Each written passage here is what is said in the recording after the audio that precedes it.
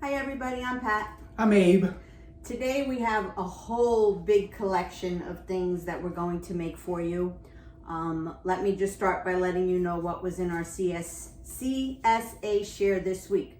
We had kale, we had Napa cabbage, we had bok choy, we had onions, we had dill, eggplant, zucchini, summer squash, cucumber, green beans, beets, red leaf lettuce, and Swiss chard. A lot of produce. Yes. We did not get to use it all, but we used most of it. So Abe is going to tell you what our menu is for today. Great. So what we decided to do with all those ingredients, we're going to be roasting beets.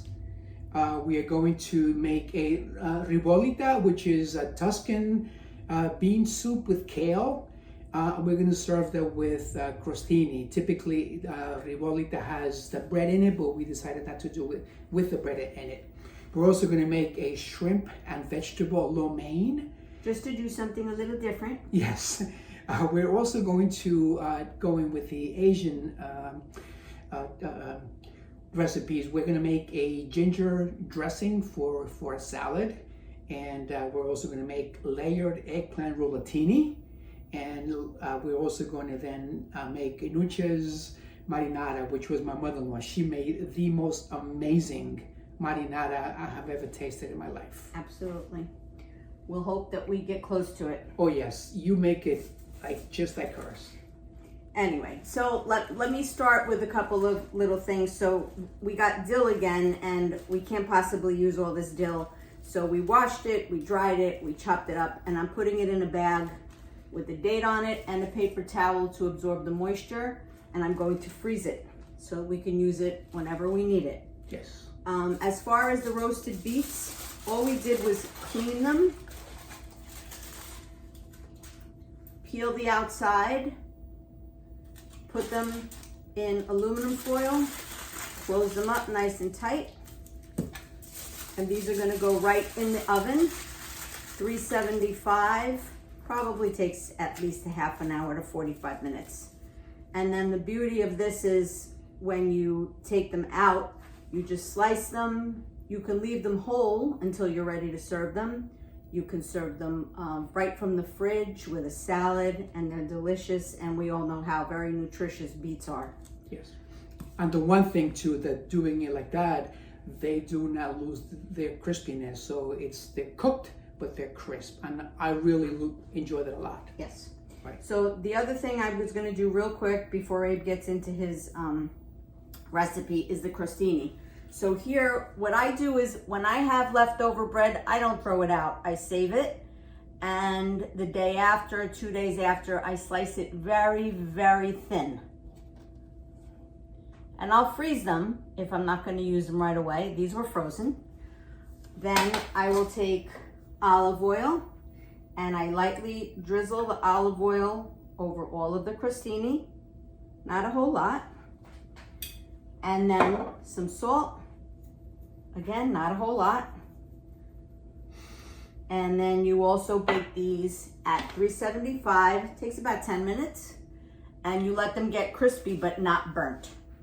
And then these are great replacement for a cracker to serve with cheese. And like Abe said, with his ribollita, am I saying that right? Yes. Normally it's served with bread in it. So we're going to serve it with these crostini like around the edge of the plate. So I will let Abe take over while I bring this to the oven. Great, thank you. So the next dish that we have prepared for this week is the ribollita, which is a Tuscan white bean and kale soup. And from what I've read in a few places, it's pretty much peasant food, but over the years it has gained a lot of popularity and is now considered, like a very specialized dish, especially in the Tuscan area of Italy. So basically, what we're talking about here is we're going to make a sofrito, which is celery, carrots, red onions, garlic. And we have added also some oregano and some fresh thyme. So we are going to, as I said, we're going to saute this, and then that's going to be the base for the soup. Once those are sauteed, we're going to add a 28-ounce can of crushed tomatoes. We're gonna let that simmer for a little while. We're gonna add olive oil, of course, accordingly. Once those are cooked and the sauce, the tomatoes has been cooked, we're gonna add the white beans. And this is 2 cans of cannellini beans with the juices that come in the can. They're gonna simmer for a little while, probably like about 15-20 minutes, and then we're gonna add the kale to it, right? Once the kale has already wilted and incorporated, you're gonna make this has an amazing umami, so you're gonna love it. And then once that's done, typically this will be served with either croutons, or we're gonna make, as Pat said, we make crostinis instead. So that's gonna be the ribollita. You mentioned the chicken broth. Oh yes, I'm sorry, my apologies. So yeah, so also we once we put the beans in, then we add 4 cups of chicken broth. You can also opt to use vegetable broth if you prefer. And the one thing I want to say is Abe called this sofrito. I always thought sofrito was a Spanish word, but it's also used in Italian for the base of a stew or of a soup. They also call it sofrito in Italian, which I didn't know. Yes. Okay, good. So Abe's gonna go ahead and start that. And I'm going to show you how I make the eggplant. Let me just get it out of the fridge.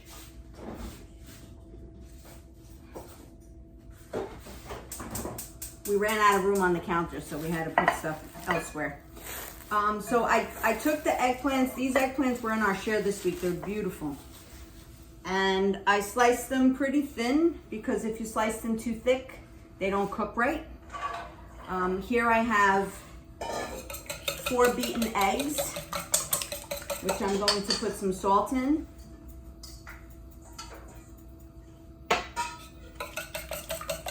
And I have breadcrumbs, which I make myself because this is how my mother used to make them. We take premium crackers, saltines, and my mom used to do it in the blender because we didn't have a food processor. We put them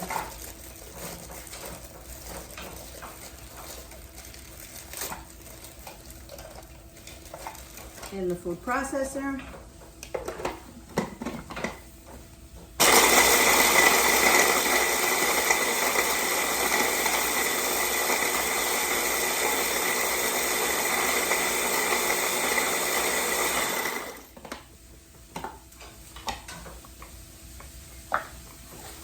And you make beautiful breadcrumbs. If there's any pieces that didn't get small enough, you can always just take them out and reblend them. Anyway, so now we're going to take, and I'm not going to make you go through this whole thing with me, I just want to show you.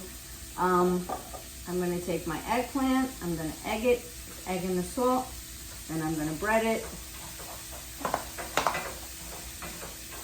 And I'm going to do this until I fill this pan, which I have already greased so that they won't stick. So I'm going to do all that, and I think Abe is back here to chat with you. I am indeed. So the next dish that we have also prepared for this week is the shrimp romaine, shrimp and vegetable romaine. So this is, again, a recipe that we got from an internet, but what I find is that a lot of times some of the recipes are, I suit them to what we like and what we have, which is really the beauty about, some of the cooking. Unlike baking, which you need precisely what the recipe calls for, cooking is a little more forgiving. So over the years, we have adopted a lot of the Asian cooking that we make, to what we have and to the ingredients that we prefer. So I don't like fish sauce, so whenever a recipe calls for fish sauce, we kind of leave it out. Yes, we do. So for this particular week, what we have done, again, using the vegetables that they provided us with, which was the spring onions, the bok choy, and the napa cabbage, they've all been sliced and cubed. We have also added carrots just to add color to the dish, as well as red peppers. So this particular dish also calls for chopped garlic and ginger.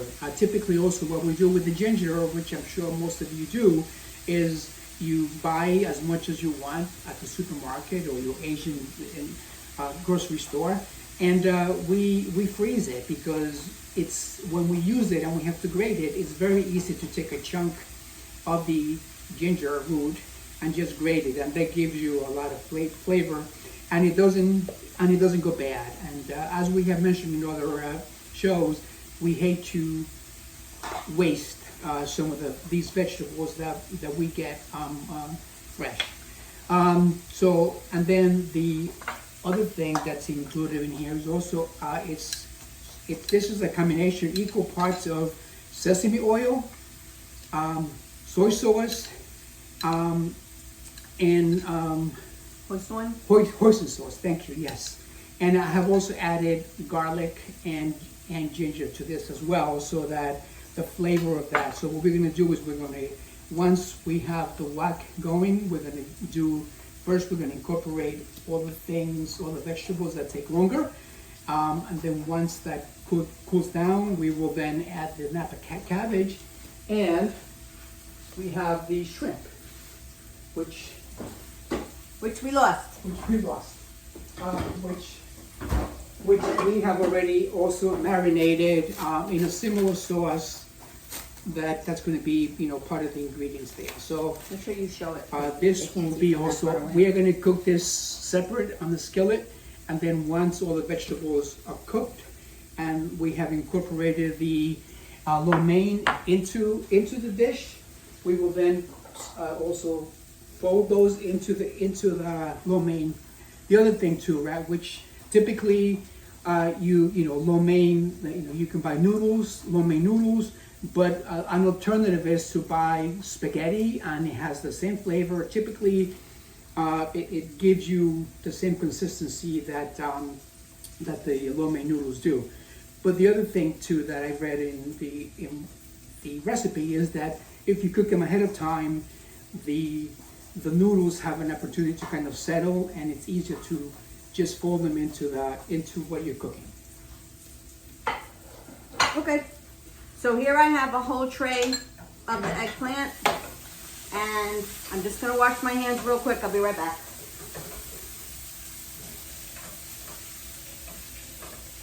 So these vegetables that Ada's sauteing look amazing. I'll send you pictures of them in the video.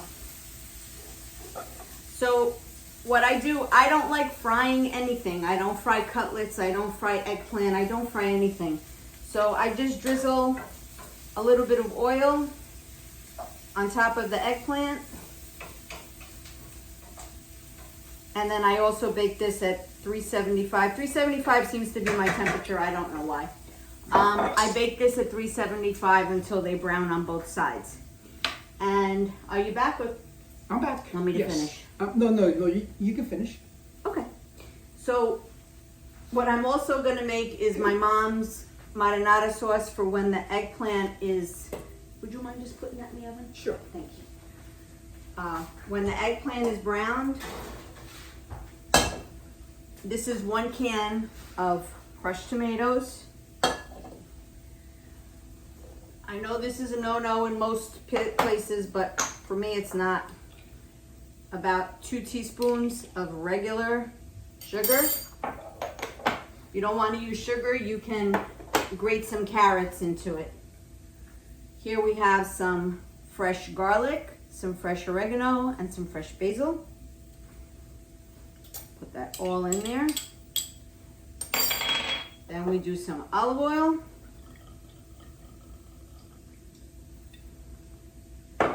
And then we're gonna just take it all and we're gonna let it cook. Probably needs at least half an hour. And I will hand it over to Abraham. Thank you so much, my lovely assistant. Wait, no, I'm not your assistant. my lovely co-worker. Yeah, I think he got used to too many years he was the boss. He forgets he's not the boss in this house. So We are co-bosses. Yes, we are. Yes, we are. So, as I mentioned before, we're cooking Asian, so we have prepared a salad for that same meal, and we are making a ginger dressing. So basically the ingredients are 2 tablespoons of rice vinegar, which I'm just going to actually just kind of wing it, because again, I know approximately how much we need. So 2 tablespoons of rice vinegar. We need 2 tablespoons of sesame oil. This is something that, you know, as you probably all know, sesame oil is so unbelievably flavorful, and in Asian cuisine it adds a lot of flavor to everything also. We're going to do 2 tablespoons of soy sauce, and it could be either dark or light soy sauce. It doesn't really make any difference. We're going to also add 2 tablespoons of garlic, and not 2 tablespoons, 1 teaspoon of garlic and 1 teaspoon of ground ginger. And this is the one ingredient which is really surprising, is either honey, either maple syrup or honey. We actually opted to do honey. So and it has 1.5 tablespoons of the honey. So just once you have all the ingredients together, just mix them together, and when you're ready to serve the salad, you know, you can dress the entire bowl if you like to, or you can have you and your guests kind of pour the dressing individually into the salad. So I'm sorry. No, go ahead. The salad is made up of the red leaf lettuce that came in the share, some romaine lettuce, and the cucumber that came in the share as well. I just wanted to show you how pretty it looks. Go ahead, Z, I'm sorry. No, that was basically all I wanted to talk about the dressing. So. Okay. So we're going to take a break because we need to cook all of this stuff. And then when we're at the next step, we'll come back and we'll show you what we've done and what we're going to do. Yes. See you in a little bit. And we taste the stuff too. No, not yet. We have to do a middle step. Oh, okay. But I want to taste the stuff anyway. You can. It's not going to be cooked yet. Okay. Okay. We'll be back.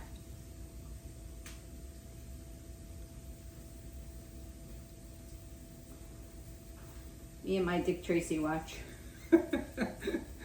Technology.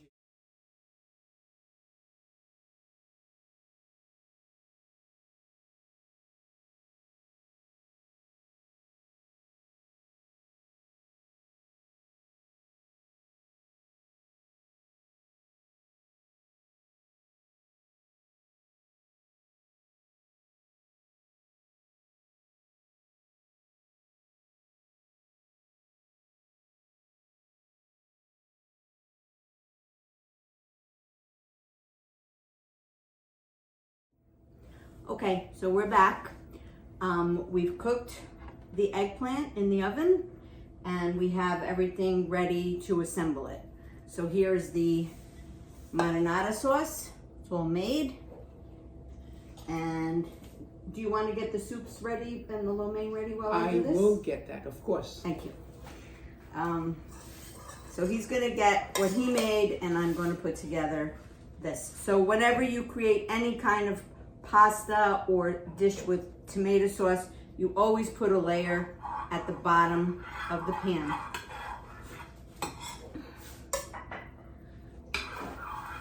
And this eggplant looks amazing. Would you like to taste one, Abe? Oh, I would love to taste it. Thank you. Wow. This is so delicious.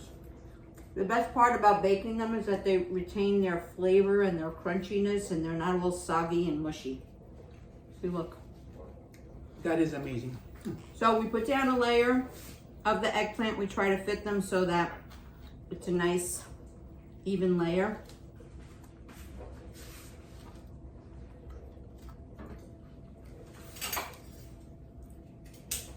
That's where all those little odd size pieces come in handy. Okay, then the next step is we're gonna put some ricotta. So this is, instead of rolling the ricotta into the eggplant and making the rollatini, so that's why we're calling it layered rollatini, because this way it's just a little bit easier. and it's just as good. Now, we made so much food today that there is no way that we're going to be able to consume this all. So I'm not even going to finish cooking this eggplant today. I'm going to assemble it and I'm going to freeze the whole thing. And next weekend we're supposed to have guests, so I will put it in the oven and bake it for dinner one night. So then so I put ricotta on each slice, and I'm putting a slice of mozzarella on each slice of eggplant.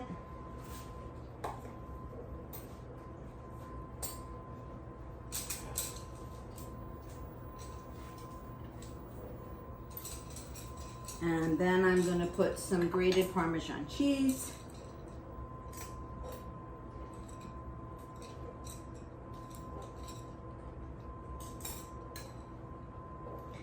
And then some more sauce.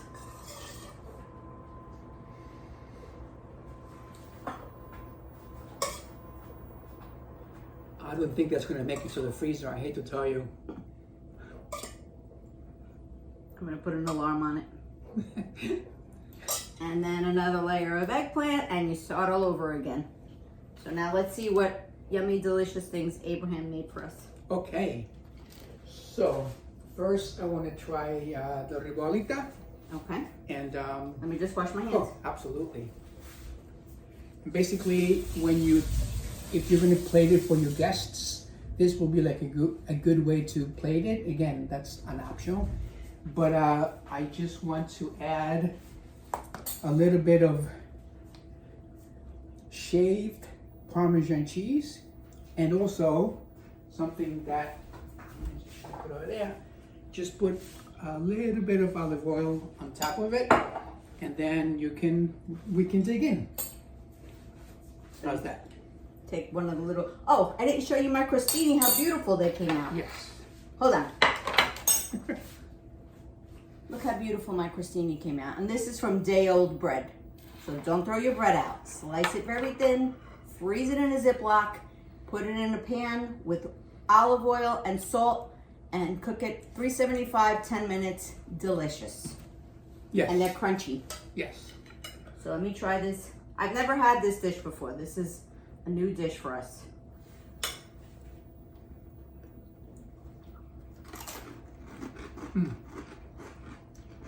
That is delicious. Very good. It's a beautiful, hearty soup. Yes. Delicious. As I had mentioned before, the actual ribollita includes bread that gets cooked with the tomato, so it's a thicker soup.